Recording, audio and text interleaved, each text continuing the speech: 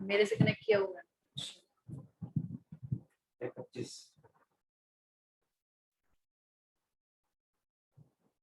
Hello श्रेष्ठ, सद्भव, yes ma'am. अभी screen visible है? Yes ma'am. चलो अब सही, नेटवर्क इशू। हाँ तो चलो हम स्टार्ट करते हैं अपना। देखो मैं बात कर रही थी वर्कमैन कंपनसेशन रिजर्व की। देखो वर्कमैन कंपनसेशन रिजर्व क्या होता है, पहले हम इसके बारे में मतलब पूरा देखते हैं कि इसके ऊपर ना 4 to 5 केसेस बनेंगे जो हमें डिस्कस करने हैं। उसके बाद हम अपने क्वेश्चंस पर आएंगे। तो मैं बता रही थी वर्कमैन कंपनसेशन रिजर्व, जैसे कि नाम से ही पता चल रहा है, वर्कमैन कंपनसेशन जो कि वर्कर्स के लिए बनाया गया है। वर्कर्स को कंपनसेशन पे करने के लिए हमने क्या किया, एडवांस में ही एक रिजर्व बना दिया था। देखो कंपनी ने क्या किया था, कुछ प्रॉफिट्स अर्न किए थे पार्टनरशिप फर्म ने। उन प्रॉफिट्स में से क्या होता है, इस प्रॉफिट का ना बाइफर्केशन हो जाता है। कुछ पार्ट वो टैक्स में पे कर देते हैं, कुछ पार्ट हम अलग से रिजर्व मेंटेन कर लेते हैं, कुछ पार्टनर्स में डिस्ट्रीब्यूट हो जाता है, कोई किसी और तरीके का रिजर्व बन जाता है। डिपेंड करता है कि वो प्रॉफिट्स को किस तरीके से डिस्ट्रीब्यूट करना चाह रहे हैं। ठीक है, तो इसी प्रॉफिट में से क्या किया था इन्होंने, एक रिजर्व मेंटेन किया था, वर्कमैन कंपनसेशन रिजर्व, जो कि वर्कर्स को पे करने के लिए बनाया गया था। अब देखो होता क्या है इसमें, अब एक बात बताओ, जब हमने ये रिजर्व अपने प्रॉफिट्स में से ही बनाए थे तो हमारी बैलेंस शीट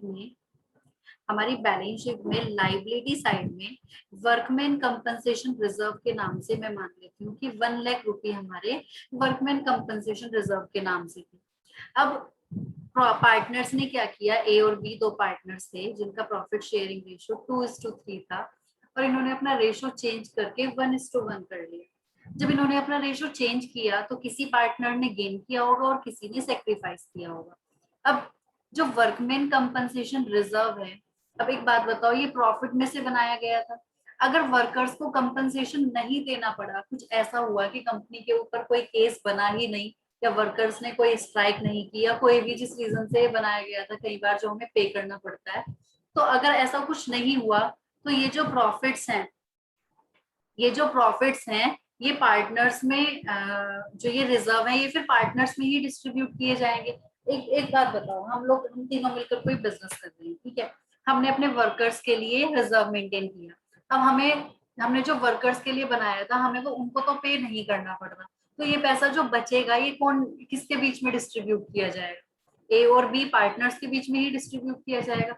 तो बात ये है कि अगर इन फ्यूचर ये डिस्ट्रीब्यूट होता है तो ये कौन से रेशो में डिस्ट्रीब्यूट होगा, न्यू रेशो में डिस्ट्रीब्यूट होगा। तो इस वजह से क्या करते हैं, उसको आज की ही डेट में, जिस दिन हमारा प्रॉफिट शेयरिंग रेशो चेंज हुआ है, जैसा कि हमने रिजर्व का कंसेप्ट पढ़ा है कि हम पुराने रेशो में ही उसको डिस्ट्रीब्यूट कर लेंगे। अब इसमें बात ये आती है कि वैल्यू कितनी होगी जो कि डिस्ट्रीब्यूट की जाएगी। अब मैं इसमें ना केस बनाकर चलती हूँ। मैं यहाँ पर केस 1 लेकर चल रही हूँ कि वर्कर्स को पे करने के लिए कोई लाइबिलिटी अराइज ही नहीं है। मैं मानकर चलती हूँ कि वर्कमैन कंपनसेशन पे ही नहीं करना पड़ेगा। वर्कमैन कंपनसेशन कुछ भी नहीं बना, कोई हमें वर्कमैन को कंपनसेशन पे ही नहीं करना।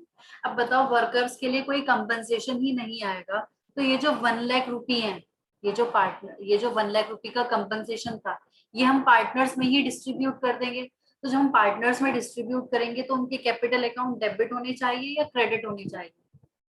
जब पार्टनर्स को रिजर्व डिस्ट्रीब्यूट किया जाएगा तो उनकी कैपिटल अकाउंट डेबिट होनी चाहिए या क्रेडिट होने चाहिए, बताओ क्या जर्नल एंट्री बनेगी। क्योंकि ये प्रॉफिट्स में से हमने रिजर्व बनाए थे, तो एक तरीके से अगर ये प्रॉफिट में से रिजर्व ना बने होते तो पार्टनर्स में ये प्रॉफिट डिस्ट्रीब्यूट हो गया होता, और डिस्ट्रीब्यूट कौन से रेशो में हुआ होता, 2:3 में। तो इस वजह से हम आज ही एक क्या काम करेंगे, जिस दिन प्रॉफिट शेयरिंग रेशियो चेंज हुए हैं उसी दिन हम क्या करेंगे, ये वर्कमैन कंपनसेशन रिजर्व पार्टनर्स में डिस्ट्रीब्यूट कर देंगे। तो हमारी क्या एंट्री बनेगी, workman compensation reserve account debit. क्योंकि देखो रिजर्व्स का जो नेचर है वो लाइबिलिटी वाला होता है, लाइबिलिटी इसके बैलेंस क्रेडिट होते हैं, तो जब हम इनको डिस्ट्रीब्यूट करेंगे तो ये रिजर्व क्या हो जाएगा, डेबिट हो जाएगा। इसको नोट कर लेना, to A is capital account, to B is capital account. कौन से रेशो में डिस्ट्रीब्यूट किया जाएगा ये रिजर्व 1 लाख रुपीज का? जो उनका ओल्ड रेशो था 2:3 में, तो 2:3 में करेंगे तो कितना कितना आएगा? 40,000 एंड 60,000। हमने कौन से रेशो में डिस्ट्रीब्यूट किया है? ये ओल्ड रेशो में। तो देखो इसको तुम इस तरीके से नोट करना, ऐसे करके एक रफली ऐसे ही बैलेंस शीट बनाना, बैलेंस शीट को प्रॉपर लिखना, लाइबिलिटीज इधर एसेट्स। लाइबिलिटीज में एक वैल्यू यहाँ पर वर्कमैन कंपनसेशन रिजर्व के नाम से लिखना 1 लाख रुपीज, इसको पूरा लिखना, शॉर्ट फॉर्म मत लिखना। वर्कमैन कंपनसेशन रिजर्व कितना है? 1 लाख। फिर ए और बी दो पार्टनर से, इनका ओल्ड रेशो था, ये इनका न्यू रेशो है। फिर उसके बाद ही ऐसे करके केस 1 बनाना, तो इसको नोट करते हुए चलना साथ साथ। एक बार समझ में आया ये जो मैंने किया है? जब कोई वर्कमैन कंपनसेशन की लाइबिलिटी ही नहीं अराइज हुई तो हम क्या करेंगे? इस पूरे रिजर्व को पार्टनर्स में डिस्ट्रीब्यूट कर देंगे। ठीक है, नोट करना, नोट कर लोगे तो मुझे बताना।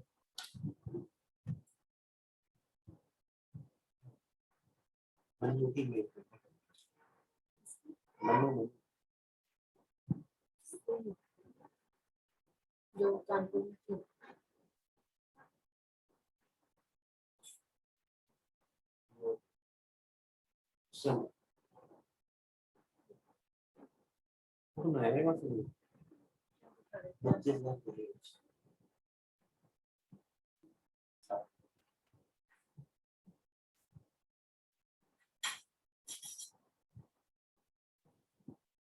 Ma'am done.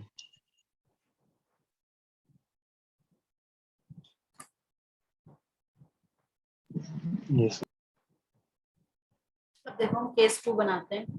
केस 2 है हमारा कि अगर वर्कर्स के लिए लाइबिलिटी कुछ अराइज हो जाती है, यानी कि अगर मैं यहाँ पर देखूं liability for workman compensation is ₹60,000। हमने रिजर्व कितना मेंटेन किया था? 1 लाख का, लेकिन जो एक्चुअल में लाइबिलिटी अराइज हुई है वो कितने की अराइज हुई है? 60,000 की। अब एक बात बताओ, अगर हमने किसी चीज के लिए स्पेशली एक रिजर्व मेंटेन किया है और उसी चीज के लिए वो लाइबिलिटी अराइज हो जाए, तो ये 1 लाख रुपीज हमारे पार्टनर्स में डिस्ट्रीब्यूट होने चाहिए या फिर पहले इन 1 लाख में से हमें लाइबिलिटी पे करनी चाहिए? क्या करना चाहिए? ये 1 लाख में पार्टनर्स में डिस्ट्रीब्यूट कर दूं या फिर पहले इसमें से एक लाइबिलिटी के लिए पैसा अलग से, मतलब लाइबिलिटी के लिए अलग से मेंटेन करूं इस रिजर्व में से? क्या होना चाहिए तुम्हारे अकॉर्डिंग, बोलो। मेरा क्वेश्चन समझ में आया? मैम डिस्ट्रीब्यूट हो जाएंगे। जैसे 1 लाख रुपीज है हमारे, तो मैं ये 1 लाख पार्टनर्स को ही दे दूं या इसमें से कुछ पैसा, मतलब जितनी ये लाइबिलिटी अराइज हुई है पहले इसमें से कुछ लाइबिलिटी के नाम पे भी रखूं अलग से? तो जिस चीज के लिए कंपनसेशन, जिस चीज के लिए रिजर्व मेंटेन किया गया है, एक्चुअल में देखा जाए तो इस 1 लाख में से पहले उस लाइबिलिटी के नाम का हमें पे करना चाहिए। मैंने अगर किसी चीज के नाम के पैसे रखे हैं अलग, तो पहले तो मैं उसी चीज को पे करूंगी ना उन पैसों में से। समझ रहे हो तुम? तो पहले हम क्या करेंगे? 1 लाख में से ये लाइबिलिटी यानी कि 60,000 की लाइबिलिटी पे करेंगे और बाकी का 40,000 हम किस में डिस्ट्रीब्यूट कर देंगे? पार्टनर्स में डिस्ट्रीब्यूट कर देंगे। कौन से रेशो में डिस्ट्रीब्यूट करेंगे इसको? ओल्ड रेशो में। कौन से रेशो में डिस्ट्रीब्यूट करेंगे? ओल्ड रेशो में। तो देखो इस केस में हमारी जर्नल एंट्री क्या होगी? देखो ये जो वर्कमैन कंपनसेशन रिजर्व है, इसको अच्छे से समझना कंसेप्ट को, क्योंकि आगे के दोनों तीनों चैप्टर्स में ये चीज काम आने वाली है। Workman compensation reserve account debit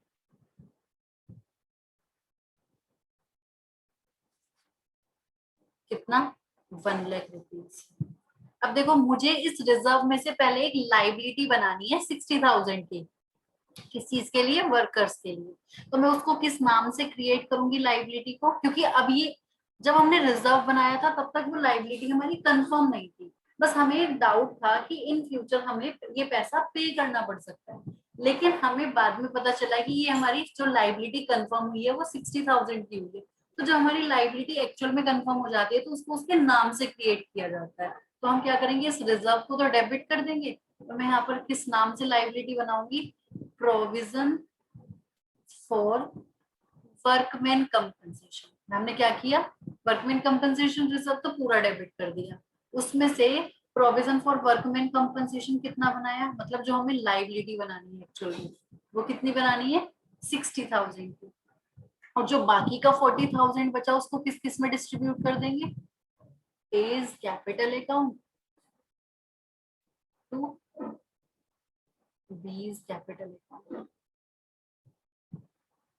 कितना, 40,000 को 2:3 में, तो ओल्ड रेशियो हमारा 2:3 था, तो 40,000 को 2:3 में डिस्ट्रीब्यूट करेंगे तो वैल्यू कितनी कितनी आएगी, 5 से करेंगे 5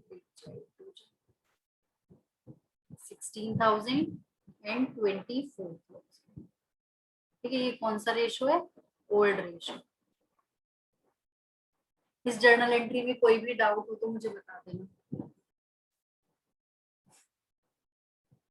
हम सारे केसेस लेके चलेंगे कि अगर लाइबिलिटी बिल्कुल भी नहीं है तो फिर तो सारा पार्टनर्स में डिस्ट्रीब्यूट हो जाएगा। अगर जनरल एंट्री एक ही उसमें करेंगे?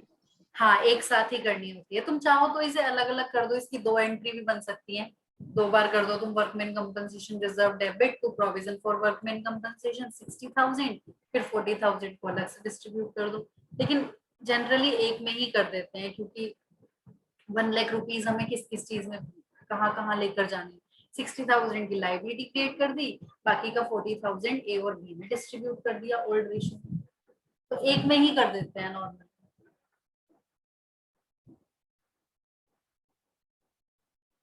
अभी क्लियर है क्या हुआ है इस जर्नल एंट्री में, नोट कर लेना। Yes ma'am. Case two proper लिख के ना, ऐसे ही जैसे मैंने लिखा है इस तरीके से नोटिंग कर लेना।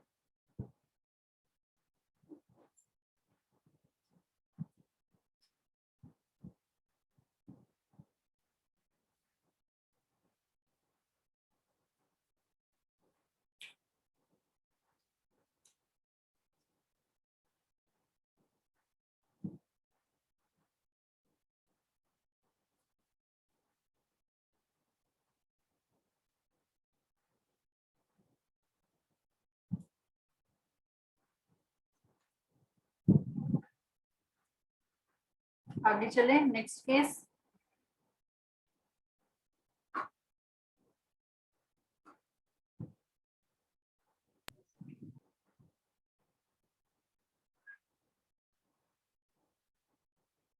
केस 3 डिस्कस करें। Yes ma'am.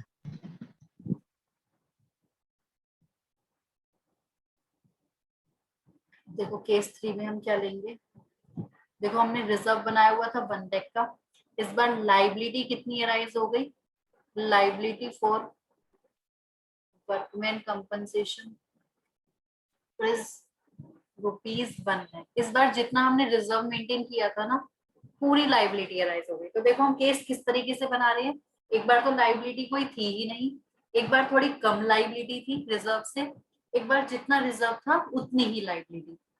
तो देखो जब हमारा वर्कमैन कंपनसेशन रिजर्व 1 लाख का था और 1 लाख की ही लाइबिलिटी अराइज हो गई, तो इस केस में पार्टनर्स को कुछ मिलेगा,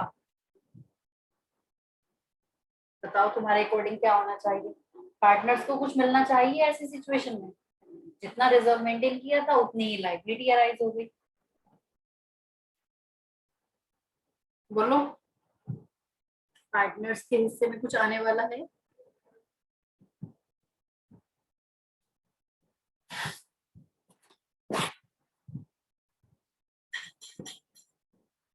बोलो मैम भाई। नहीं आएगा। नहीं आएगा, क्योंकि जितने हमने रिजर्व मेंटेन किया था उतने की लाइबिलिटी अराइज होगी। पर जिस चीज के लिए रिजर्व मेंटेन किया होता है, तो पहला काम तो वही होता है कि पहले हमें उसकी लाइबिलिटी ही पे करनी होती है। पार्टनर्स को पैसा बाद में मिलता है। अब जब कुछ पैसा बचा ही नहीं तो हम क्या करेंगे? जो हमारा वर्कमैन कंपनसेशन रिजर्व है, क्या एंट्री बनेगी इसकी इस बार? Workman compensation reserve account debit to provision for workman. ये प्रोविजन वर्ड पूरा लिखना तुम लोग, क्योंकि फर्स्ट टाइम लिख रहे हो ना। To provision for workman compensation. कितना? 1 लाख।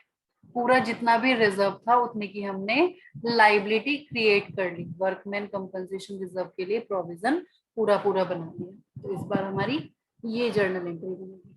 पार्टनर्स को इस बार कुछ भी नहीं मिलेगा।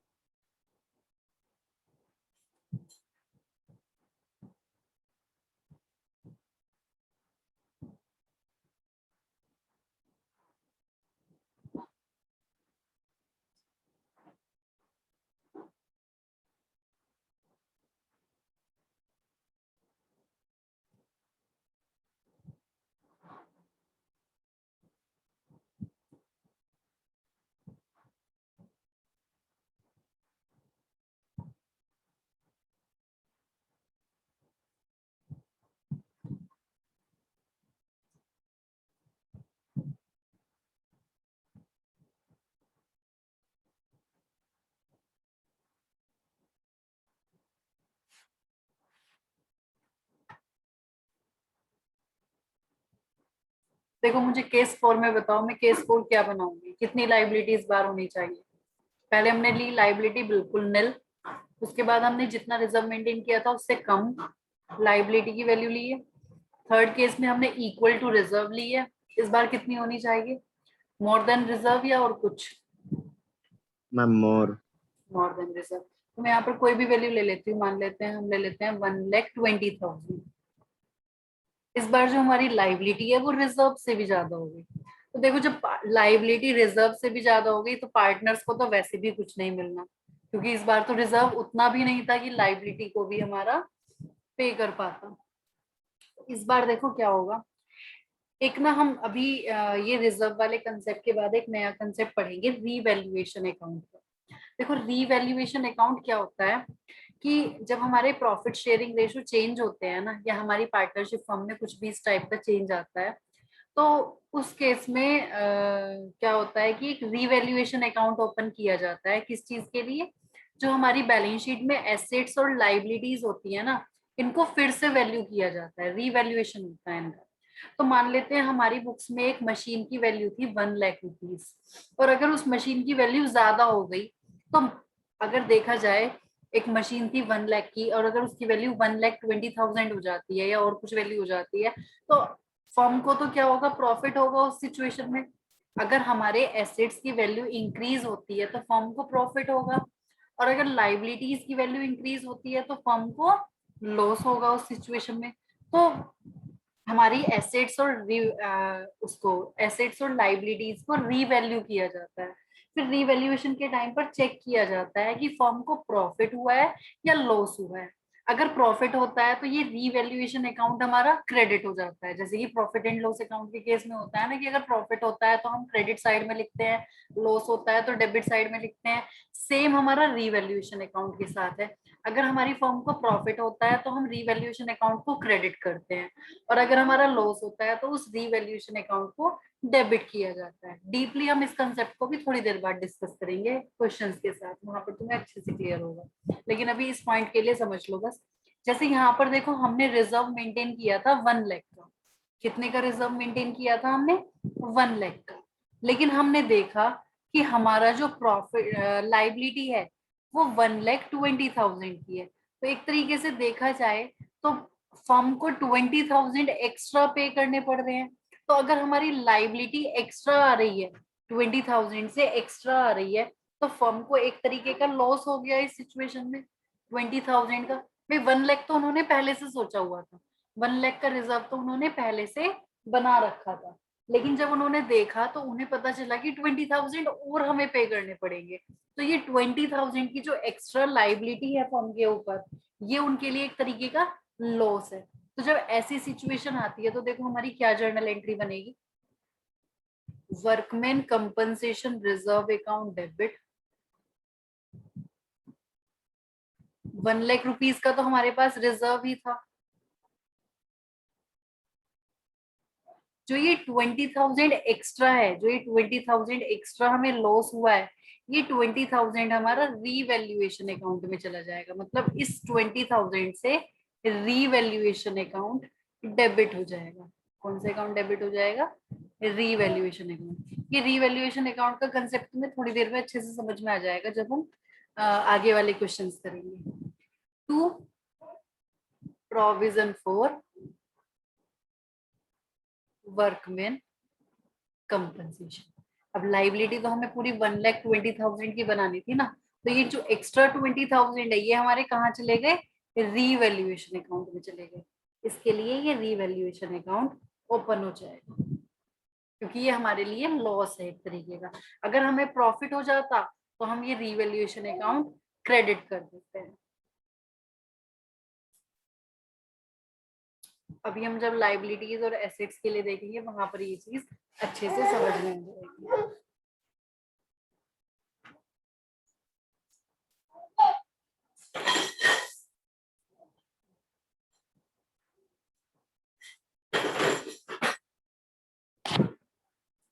समझ में आया केस को?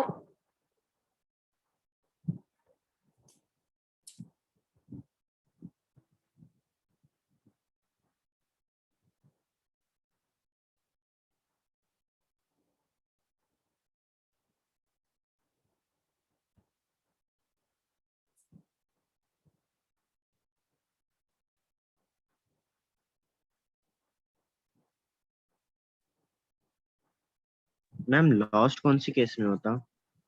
जब हमारी लाइबिलिटीज इंक्रीज होती हैं तो हमें लॉस होगा, क्योंकि हमें एक्स्ट्रा पे करना पड़ेगा।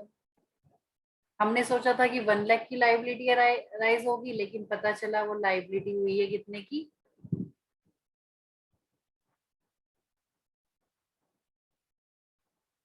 1,20,000 की। तो उस केस में क्या हुआ है,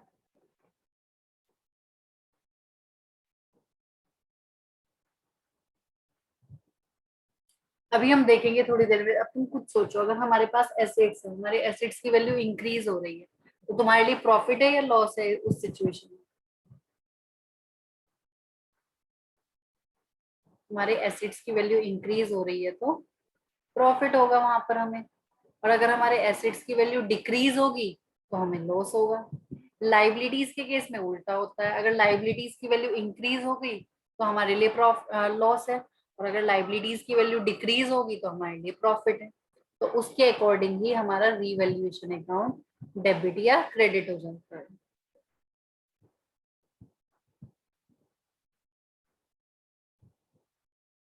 अगर प्रॉफिट होता है तो रीवैल्यूएशन अकाउंट क्रेडिट, और अगर लॉस होता है तो revaluation account debit.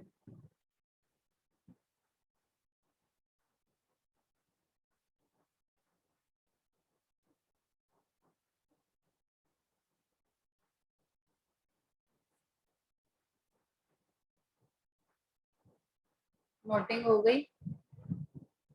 Yes ma'am. तो आगे हम क्वेश्चंस देखते हैं एक बार, इसके समझ में आए सारे केसेस? क्वेश्चन देखते हैं, हमारा कौन सा क्वेश्चन है आगे, क्वेश्चन नंबर, ये अब आगे के 2 या 3 क्वेश्चन हमारे इसी चीज के ऊपर है। क्वेश्चन नंबर 11 देखते हैं।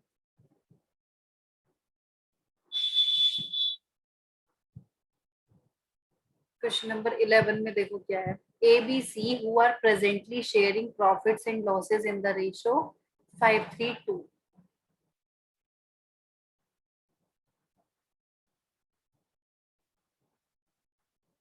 decided to share future profit and losses in 2:3:5। New ratio उनके क्या है, 2:3:5। ये इनका ओल्ड था, ये इनका न्यू रेशियो। लिखा हुआ है give the journal entry to distribute workman compensation reserve of 1,20,000। Workman compensation reserve देखो कितना है हमारा, जो उन्होंने रिजर्व मेंटेन किया था वो कितना मेंटेन किया था, 1,20,000 को। At the time of change in profit sharing ratio when no other information is given। अब देखो अगर हमें क्वेश्चन में कुछ बताया ही नहीं है कि लाइबिलिटी थी या नहीं थी, उस बारे में कुछ बताया हुआ ही नहीं है, तो इसमें हमें देखो दो केसेस दिए हुए हैं, when no other information is given, और दूसरे केस में दिया हुआ है there is no claim against it. दूसरे केस में तो साफ साफ बोल दिया कि कोई क्लेम ही नहीं था, मतलब कोई लाइबिलिटी हमारे ऊपर वर्कर्स को लेकर थी ही नहीं। और फर्स्ट पॉइंट में बोला है कि कोई इंफॉर्मेशन ही नहीं दी। अगर हमें कोई इंफॉर्मेशन नहीं दी तब भी तो हम यही एज्यूम करेंगे कि हमारे ऊपर कोई क्लेम ही नहीं आया, तो हम अपने आप से एज्यूम कर लेंगे लाइबिलिटी कुछ भी। क्या मानकर चलोगे ऐसी सिचुएशन में? अगर हमारा क्वेश्चन साइलेंट है, कोई इंफॉर्मेशन ही गिवन नहीं है हमें वर्कर्स के कंपनसेशन के बारे में, तो उस केस में भी हम क्या काम करेंगे, हम यही मानेंगे कि कोई भी क्लेम हमारे ऊपर नहीं आया। तो दोनों ही केस में हमारी सेम एंट्री होगी। इन बोथ केसेस हमारी क्या जर्नल एंट्री होगी, क्या जर्नल एंट्री बनेगी बताओ? जब कोई क्लेम ही नहीं है तो ये 1,20,000 कौन से रेशियो में डिस्ट्रीब्यूट हो जाएंगे, ओल्ड रेशियो ओल्ड में रेशियो। डिस्ट्रीब्यूट हो जाएगा पार्टनर्स में। तो इन बोथ केसेस क्या बनेगी हमारी journal entry, workman compensation reserve account debit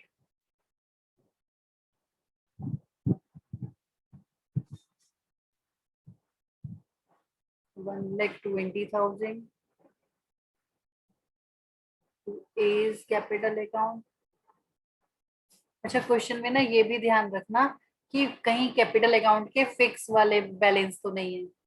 जब फिक्स होते हैं हमारे कैपिटल अकाउंट तो हम ये एंट्री करंट अकाउंट के थ्रू करते हैं, तो ये चीज भी हमें ध्यान रखनी होती है कि कैपिटल के फिक्स वाले बैलेंस तो नहीं आएंगे इस टाइप के क्वेश्चन। तो 1,20,000 कौन से रेशो में डिस्ट्रीब्यूट हो जाएगा, ओल्ड रेशो। ओल्ड था हमारा 532, तो 532 में डिस्ट्रीब्यूट करेंगे तो कितना आएगा, ये 532 12,000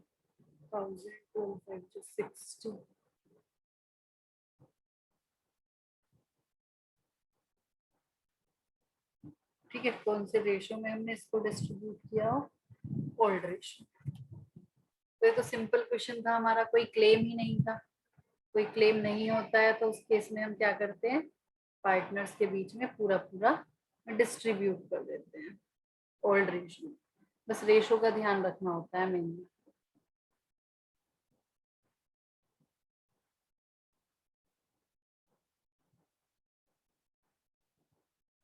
क्वेश्चन नंबर नेक्स्ट देखें एक बार, कर पाओगे अब तुम ये क्वेश्चन आसानी से।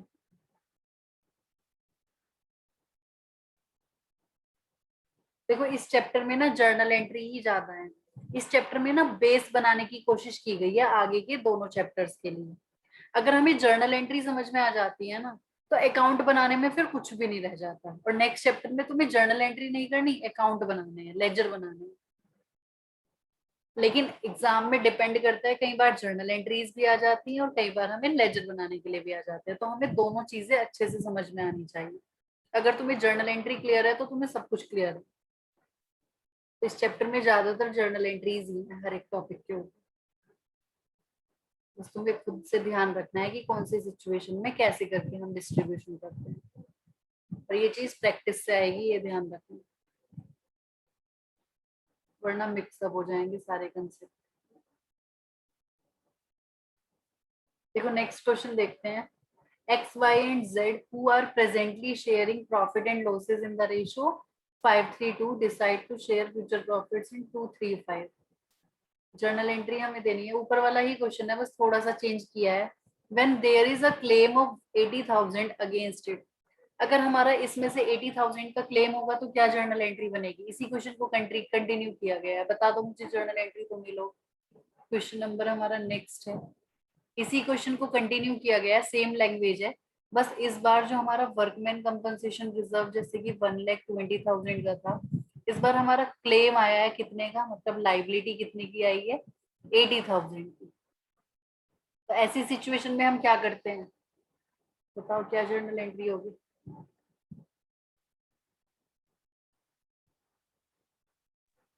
मैम इसमें हम वो प्रोविजन फॉर वर्कमैन बनाएंगे। कितने का? 80,000 का। जो यस। बाकी का 40,000 होगा उसको न्यू पार्टनर्स एज। में डिस्ट्रीब्यूट कर देंगे। तो हम क्या करेंगे, 80,000 का तो प्रोविजन बना लेंगे और बाकी का 40,000 हम पार्टनर्स में कौन से रेशो में डिस्ट्रीब्यूट कर देंगे? ओल्ड रेशो में। पार्टनर्स के ओल्ड रेशो में, देखो रेशो का ध्यान रखना है, ओल्ड रेशो में। जो प्रॉफिट्स और रिजर्व्स होते हैं ना, ये हम ओल्ड रेशो में डिस्ट्रीब्यूट कर देते हैं। क्यों करते हैं ओल्ड रेशो में डिस्ट्रीब्यूट? क्योंकि ये प्रॉफिट्स उस टाइम पर अर्न किए गए थे जब इनका ओल्ड रेशो था। तो जो प्रॉफिट जिस टाइम का था उसको उसी रेशो में डिस्ट्रीब्यूट करना चाहिए। इसलिए ये कंसेप्ट है कि ओल्ड रेशो में डिस्ट्रीब्यूट करते हैं। ठीक है, तो हम यहाँ पर क्या जर्नल एंट्री पास करेंगे? Workman compensation reserve account debit 1,20,000 to provision for workman compensation कितना?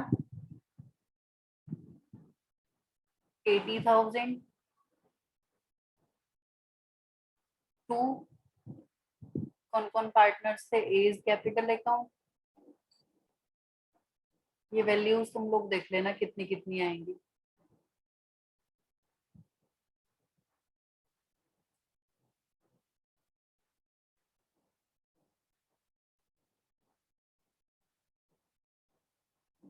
कितनी वैल्यूज है? 40,000 को कौन से रेशो में डिस्ट्रीब्यूट कर दोगे? जो इनका ओल्ड रेशो है, 40,000 जो भी आएगा डिस्ट्रीब्यूट कर दो। वैल्यू देख लेना इंडिविजुअल वैल्यू कितनी कितनी होगी। 532 में डिस्ट्रीब्यूट होगी। मैंने इधर लिख दिया 40,000 को 532 में तीनों में डिस्ट्रीब्यूट कर लो।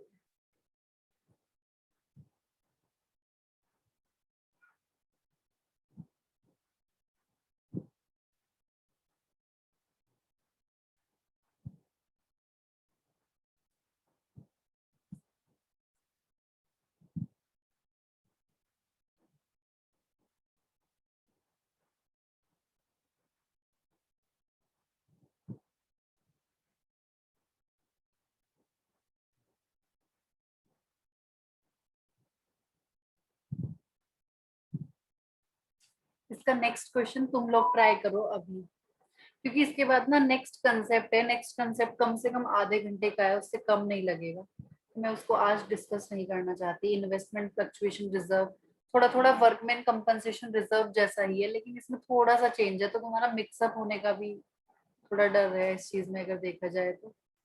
जैसे वर्कमैन कंपनसेशन रिजर्व है, ऐसे इन्वेस्टमेंट फ्लक्चुएशन रिजर्व भी होता है। तो उसका कंसेप्ट थोड़ा सा अलग है बस। लगभग लगभग सेम है, लेकिन थोड़ा सा डिफरेंस है दोनों में। उसको हम नेक्स्ट क्लास में डिस्कस करेंगे। एक बार तुम लोग पहले क्वेश्चन नंबर 13 अभी करो मेरे सामने ही।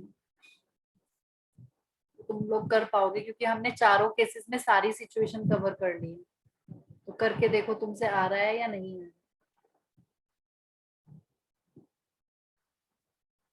थोड़ा स्पीड में करना।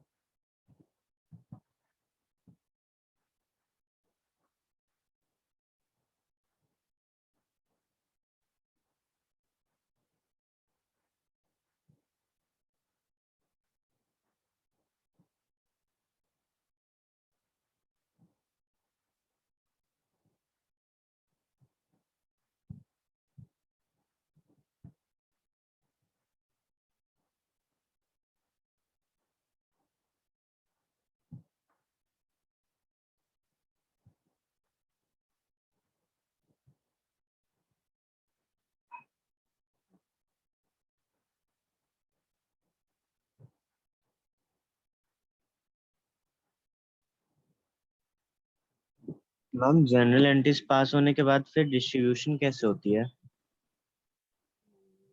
डिस्ट्रीब्यूशन कैसे कह रहे हो मतलब? ये हम मैम पार्टनर्स में डिस्ट्रीब्यूट ही तो कर रहे हैं एक तरीके से। ये जो हमने किया है, ये ए बी सी तीनों के कैपिटल अकाउंट क्रेडिट किए हैं, ये हमने क्या किया है, पार्टनर्स को ही तो दिया है ये पैसा। मतलब डिस्ट्रीब्यूशन किस सेंस में पूछ रहे हो, पार्टनर्स को मैम डिस्ट्रीब्यूट? ये 13th वाले में। 13 में, चलो मैं एक बार रीड करती हूँ। जो वर्कमैन कंपनसेशन रिजर्व है वो है 1,20,000 का, ठीक है। और वर्कमैन कंपनसेशन क्लेम कितना आया है, 1,50,000, मतलब ज्यादा आया है। अगर हमारा क्लेम ज्यादा आया है तो उस केस में क्या होगा, revaluation account. Revaluation account debit होगा। अच्छा, तुम ये आंसर बी पार्ट देख के बोल रहे हो। देखो ये बी पार्ट में क्या किया तुम, ये बी पार्ट में जो उन्होंने एंट्री करके दिखाई हुई है ना आंसर में, ये मत करना अभी। ये कंसेप्ट में अभी जानबूझकर तुमसे डिस्कस नहीं किया है। ये जब हम रिवैल्यूएशन अकाउंट वाला कंसेप्ट पढ़ेंगे ना, इस चीज को मैं वहां पर क्लियर करूंगी कि ये रिवैल्यूएशन अकाउंट का डिस्ट्रीब्यूशन किस तरीके से किया जाता है और क्यों किया जाता है। वहां पर हम विद लॉजिक देखेंगे कि ये है क्या। अभी बस मैंने तुम्हें इतना बताया था कि अगर रिवैल्यूएशन अकाउंट हमारा अगर लॉस होता है तो हम इसको डेबिट करते हैं, और अगर प्रॉफिट होता है तो ये अकाउंट हमारा क्रेडिट हो जाता है। इस अकाउंट का होता क्या है, एक लास्ट ये पार्टनर्स में ही डिस्ट्रीब्यूट होता है। तो ये चीज हम बाद में देखेंगे कि हम इसको कैसे डिस्ट्रीब्यूट करते हैं। तो इस चीज को एक तुम थोड़ा सा स्पेस भी यहाँ पर छोड़ सकते हो। स्पेस ऐसे ही 3-4 लाइंस का डाल देना बीच में। आगे का क्वेश्चन हम तब करेंगे, ठीक है। तो मैं ये कंसेप्ट तुम्हारा वहां पर क्लियर करूंगी कि रिवैल्यूएशन अकाउंट का डिस्ट्रीब्यूशन किस तरीके से होता है, तुम्हें अच्छे से क्लियर हो जाएगा। बाकी तुम्हें ये वर्कमैन कंपनसेशन रिजर्व की जर्नल एंट्री तो समझ में आ गई ना कि इसका क्या हुआ है। Yes ma'am. ठीक है, अभी मेन हमारा यही था। अब देखो नेक्स्ट क्लास में ना हम नेक्स्ट कंसेप्ट देखेंगे, investment fluctuation reserve. Investment fluctuation reserve भी थोड़ा थोड़ा वर्कमैन कंपनसेशन के जैसा ही है, बस थोड़ा सा डिफरेंस है। तो हम इसको नेक्स्ट क्लास में डिस्कस करेंगे। इसमें भी हमारे 4 to 5 केसेस बनते हैं जो हमें देखने हैं। ठीक है, नीचे तुम क्वेश्चन देखोगे तो वो भी तुम्हें दिख रहा होगा, उसमें 4-5 केसेस दिए हुए हैं। तो नेक्स्ट क्लास में हम नेक्स्ट कंसेप्ट डिस्कस करेंगे। अभी तक अगर इससे पहले तुम्हारे कोई क्वेश्चंस पेंडिंग होंगे तो प्लीज वो कर लेना। और मैंने ना तुम्हारा टेस्ट बोला था, मैंने वो किस दिन बोला था, संडे बोला था या मंडे, कब के लिए मैंने बोला था टेस्ट? प्रिपरेशन कर रहे हो तुम दोनों या नहीं?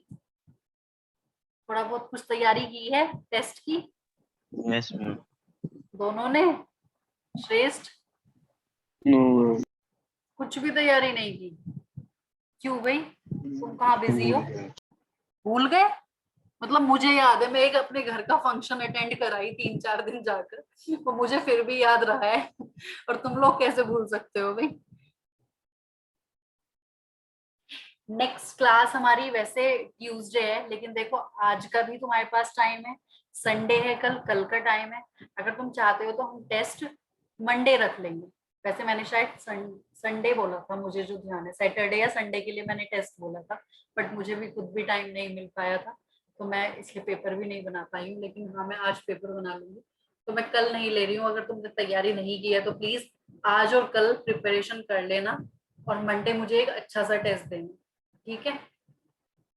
जबरदस्ती वाला टेस्ट नहीं चाहिए मुझे।